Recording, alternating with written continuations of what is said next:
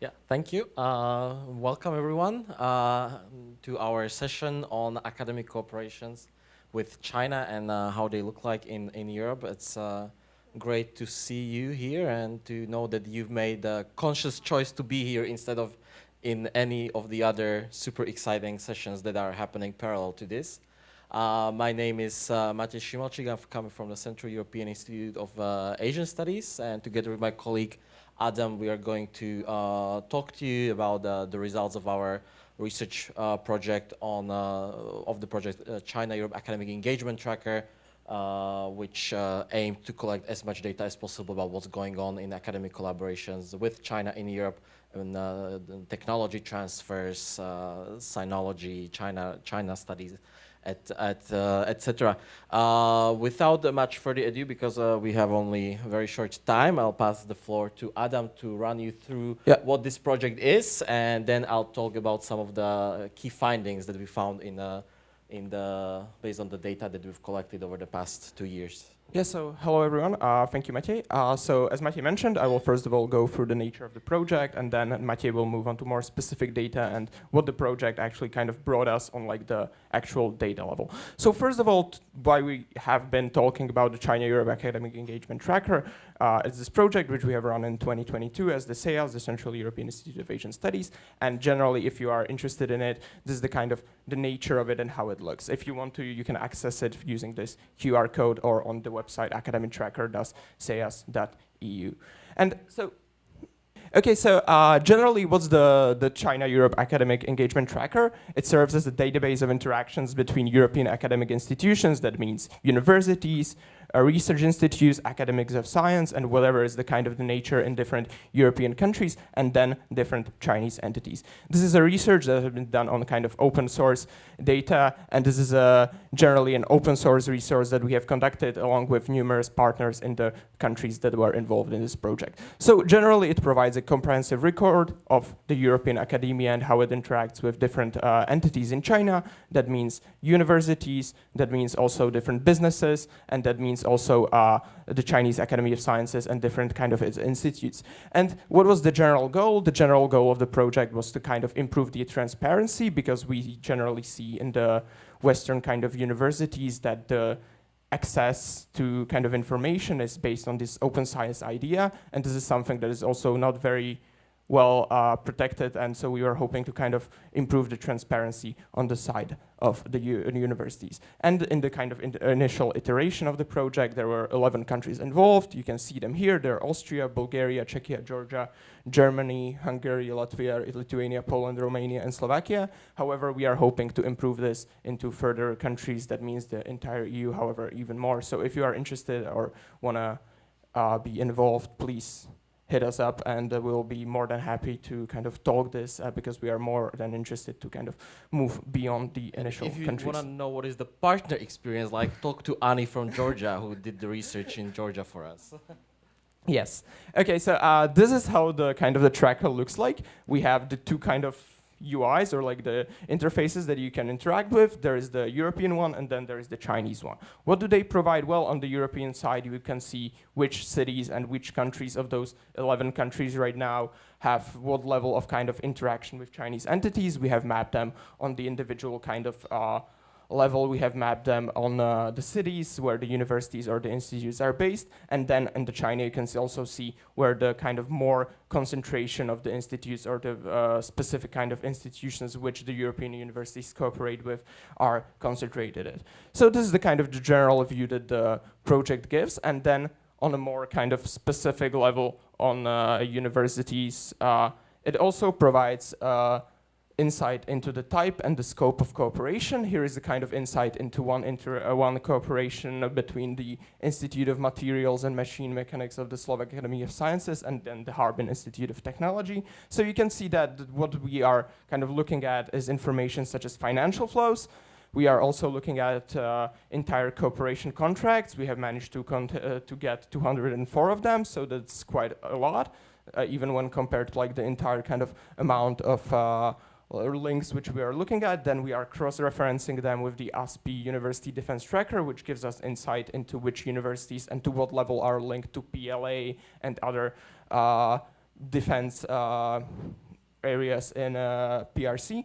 And then lastly, we are also looking at the transparency indicators to look at how the universities themselves are treating those kinds of cooperations and whether they are actually kind of aware what are the issues in association with cooperation with Chinese entities.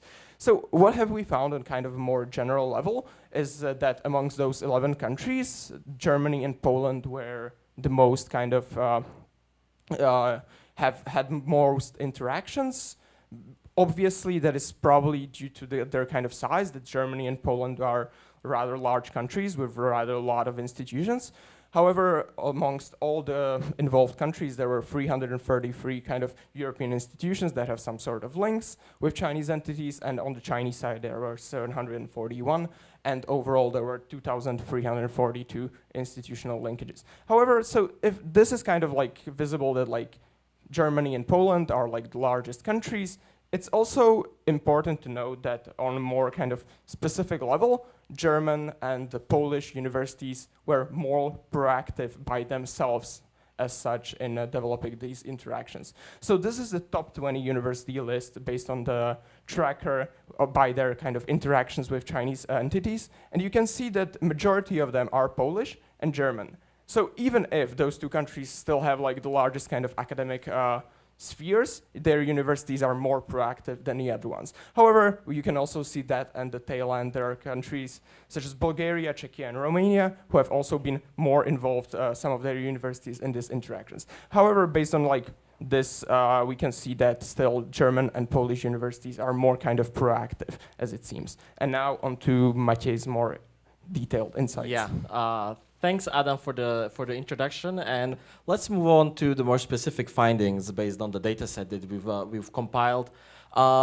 Based on the types of interactions that we've observed between European research institutions and their Chinese partners, we've seen three sort of main problem areas that emerged. Of course, technology transfers is something that's very much talked about, not just in relation to mutual research collaborations, but also like in other areas, right? Like business cooperation, etc. But in specifically in academic cooperation, this is one of the main problems that we've seen.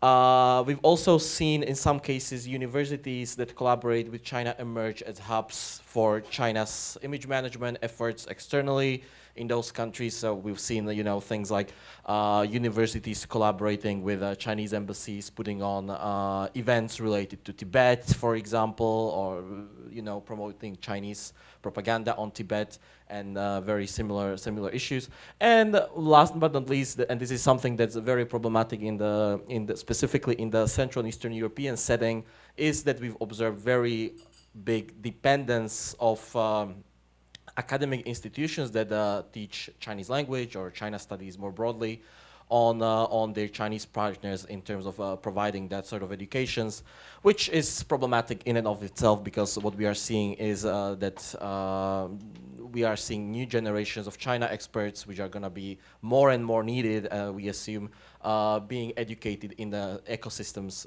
entirely controlled by Chinese Communist Party. Just to think of our home country, Slovakia, we've seen that pretty much in every university, but also on a high school level and elementary school level, if Chinese language classes are offered, they're always conducted together in partnership with one of the Confucius institutes that is based in the country, which means that it's very difficult to come upon a language education that would be conducted in an independent setting, that would be devoid of the ideological loading that comes with this sort of cooperation. Overall, though, we see that technology transfers is one of the most problematic aspects of this cooperation, largely also due to the fact that typically the universities that have the most interactions with China are those that engage in technology research rather than humanities and social sciences. Based on research done by other colleagues from different think tanks, there are actually who analyzed China's policy documents. We see that there are very specific areas of technology cooperations where China is interested in pursuing academic collaborations with with Western partners or global partners, which are really high-tech areas of research, and we constantly observe that these specific areas of cooperation are being mentioned in the MOUs on cooperation or in specific research projects that are being conducted. One of the most important findings that we've seen is that, and this relates very much to the issue of tech transfers, is high share of collaborations that are conducted in partnership with military-linked universities. As Adam has mentioned, we've cross-referenced our database with the ASPI Defense University Tracker, and we've seen that 1/3 of all interactions has this sort of military linkage to it. Of course, this is very different when you look on the country level perspective, right? And we see that Austria and Germany are the ones where most cooperations have this sort of military element to it. They are the only two countries of those that we've done so far where it's actually more than 50% of all partnerships that they are with the PLA linked entities.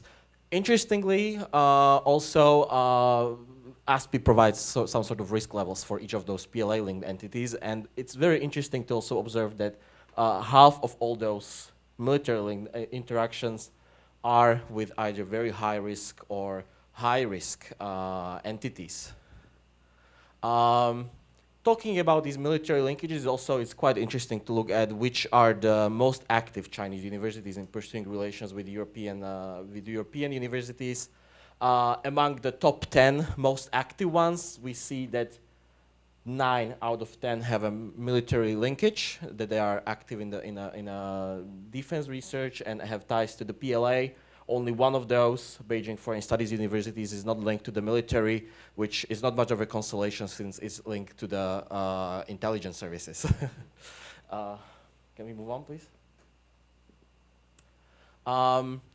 The group of universities that is pretty active in and of itself is the so-called Seven Sons of National Defense. This is a group of universities that have very deep roots in the military and defense industry.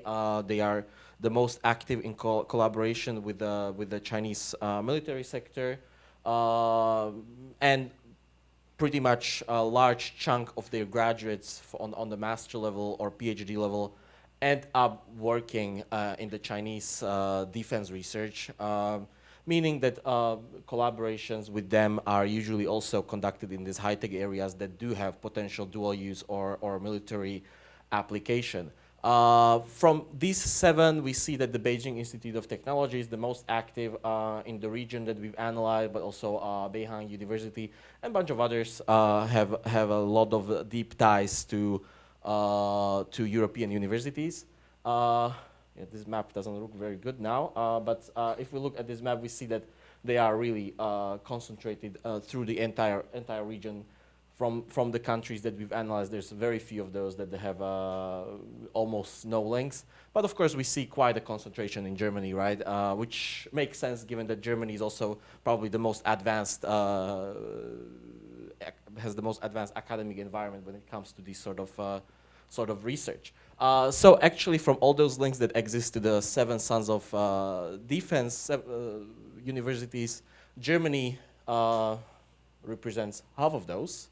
We've seen those links existing at most of the prominent tech schools in Germany, but also outside of Germany, we see that a lot of the research that is being done in collaborations with the 7 Sons of National Defense universities has a clear dual-use application. In areas like quantum computing, semiconductors, material science, explosives, etc. Military linkages and technology transfers are not the only problem that we are seeing. Interestingly, we've seen quite a bit of Xinjiang-related activities in these university cooperations. Few interactions exist specifically with Chinese research institutions based directly in Xinjiang. Most of them emerged after 2016, when we've already started to know what's happening in Xinjiang. Like if you were paying attention and if you did your due diligence before signing a cooperation agreement with that kind of research institution, you would have known that atrocities are being committed in Xinjiang, which should have been reflected in establishing that cooperation. The types of cooperations that have this sort of Xinjiang link are very, very broad. We've seen Confucius Institutes established in collaboration with Xinjiang-based universities, student and faculty exchanges, joint research programs, and it's also quite, but it's also not found in each country that we've looked into. It's specifically the 5 countries mentioned, Germany, Poland, Bulgaria, Georgia, and Hungary, which have these types of links to Xinjiang. These are direct links to Xinjiang. We also see indirect links related to Xinjiang. A lot of them are related to collaborations with Chinese tech companies, which are complicit in the atrocities being committed in Xinjiang.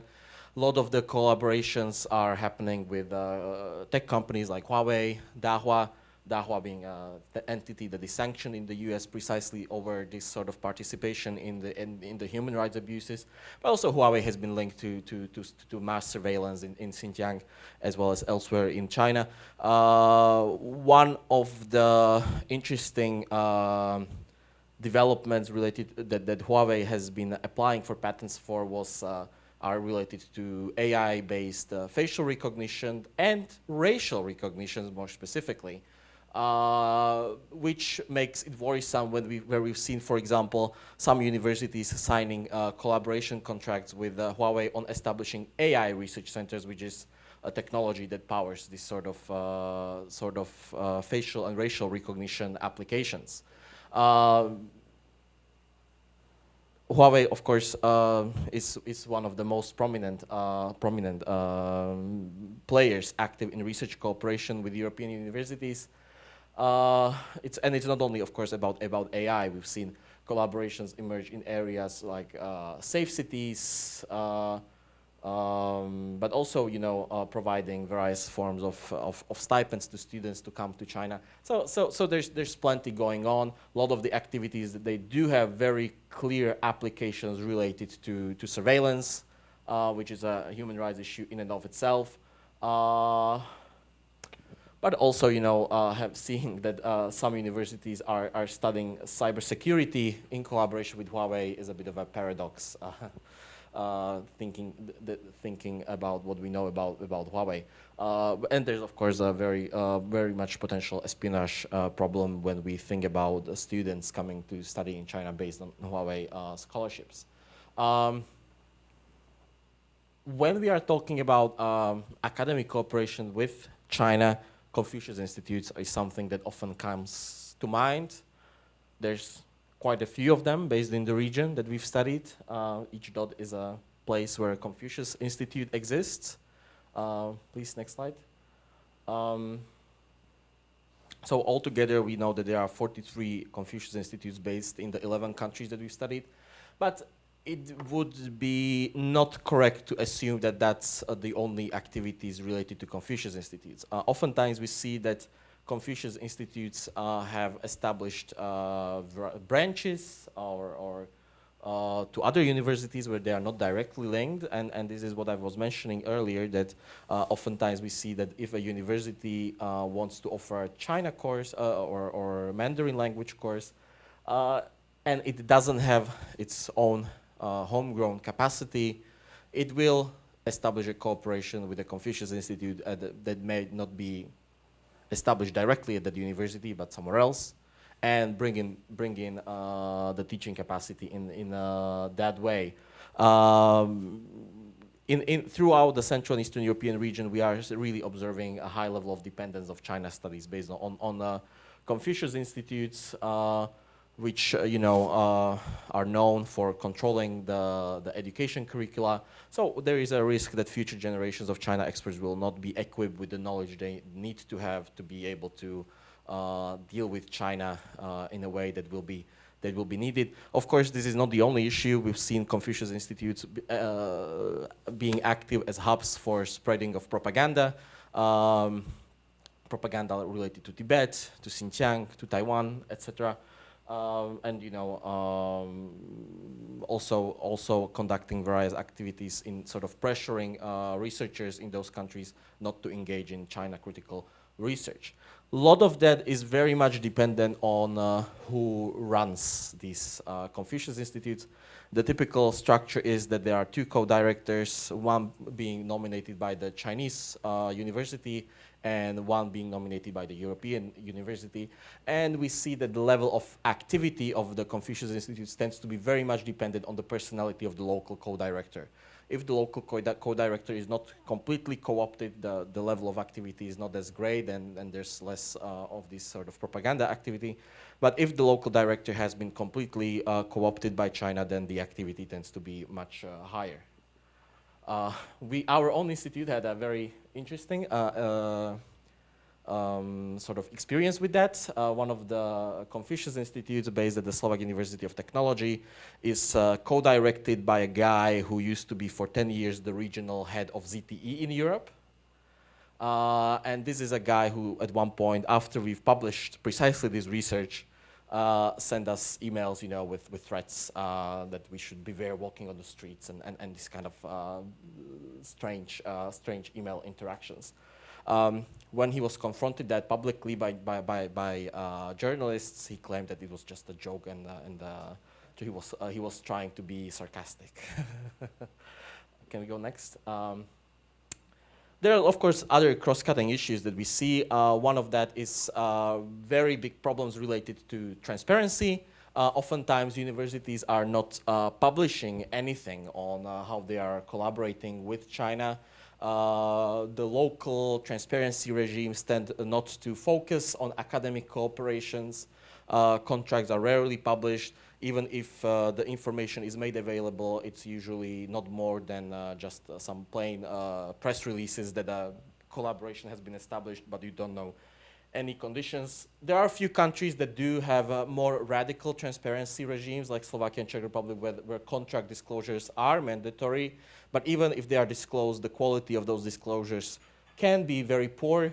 This is an example of a research cooperation contract conducted by Huawei and the Slovak Academy of Science, which was registered in the public repository of contracts of public institutions.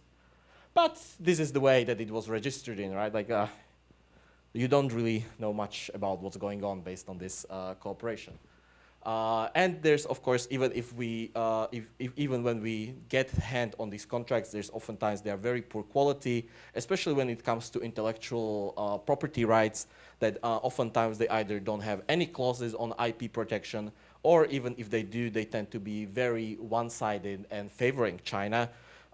Which of course means that China, if you are willingly signing off your intellectual property to China, China doesn't really need to, these Chinese parties don't really need to engage in theft of IP rights or conducted cyber attacks, because the universities are very much willing to give it off to them themselves. This is my favorite IP clause that I found so far. Between one university from Europe and Huawei, a lot of Huawei contracts, which says that Huawei is entitled to pick any intellectual property it deems valuable for itself and register the IP rights to it solely in its own name, meaning that the university is willingly giving up its ability to market its own research on its own terms and earn revenue of that research. And in this case, the contract was signed just in exchange for some equipment that was donated to the university. Not even that valuable equipment. It was not really high value equipment. Yet the university gave off any potential IP rights derived from this cooperation project. So this is the run through of what we've seen in Europe so far. As Adam has mentioned, we are beyond these 11 countries. We are currently looking at 22 more countries. We are looking for new partners to work with us on this sort of research. The aim is to have the whole Europe covered over time. So if we have not yet done your country, please talk to us. We'll be happy to find a way how to cooperate with you. And if there's any questions, we'll be happy to answer them now. We still have a few minutes So if you have any sort of feedback or yeah, there's a lot.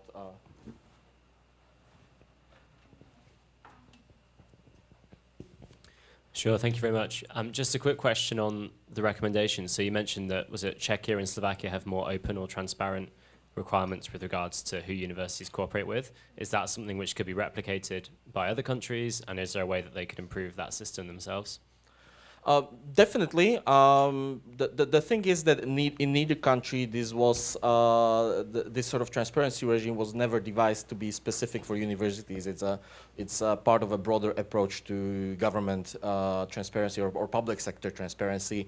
So in case of Slovakia, this law has existed since 2011, and pretty much any contract concluded by a publicly financed institution, be it a government agency, state of enterprise, or a university, they need to be made public, regardless of what it's about. Of course, there are like exceptions for national security and whatnot, but this is the general rule. And yeah, that is, I think that's fairly easily replicable.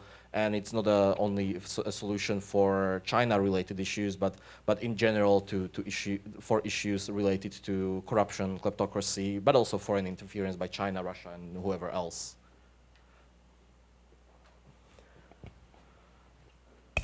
Thanks. Just to introduce myself briefly, Frances Hisgen. I work at the Hoover Institution, and a lot of my work focuses on research collaboration in a US-China context. So I'm curious if you can speak to at all the reception of these findings in the academic community in your local context, and what sort of the discourse that happens post-sharing this information with academia. Is it a defensiveness? Is it, as I've seen in the US context, a resort to talking about the values of open science? I'm just curious to hear more on that point. It's fairly divided, I dare to say. I mean, the email from the Confucius Institute director was one example, but also there were other researchers in Slovakia specifically active in AI research that were working on that Huawei collaboration, that were very much unhappy about us sharing this information publicly, saying that we are damaging the prospects of Slovak science. But also there was a lot of good response, not only in Slovakia, but also more broadly in the region. Just to think about it, you know, based on these findings and also findings of colleagues from other think tanks, Czech Republic has adopted guidelines on how to engage in safe collaboration with any foreign partner, so it's quite country agnostic. In Slovakia, the Comenius University, which is the largest university in the country, has renegotiated its contract with the Confucius Institute. It has limited the scope of the collaboration to much smaller scope, which is still not enough, but it's a move in the right direction. The Ministry of Education is currently also preparing country-agnostic guidelines, but with a clear view of China, Russia, and other authoritarian countries in there. And I think, general, this was the sort of response that we've seen. Of course, still a lot more work has to be done, but at least from what I've seen, there was plenty of positive response counterbalancing the negative responses. Yeah, can we do one more last question? Yeah. Hello, I'm Iverson, Junior Research Fellow at Tallinn University in Estonia.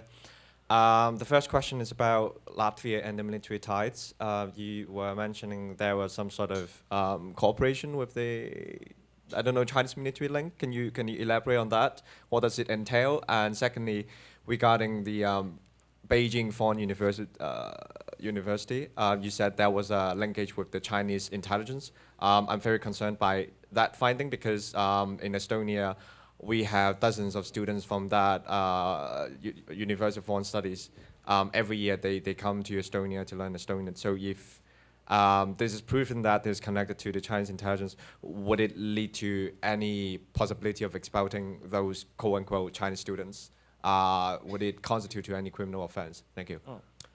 So when it comes to the findings for Latvia, I encourage you to look at the tracker, right? Because it's quite a few collaborations that are existing, and a lot of them are, and there's different types of cooperations happening.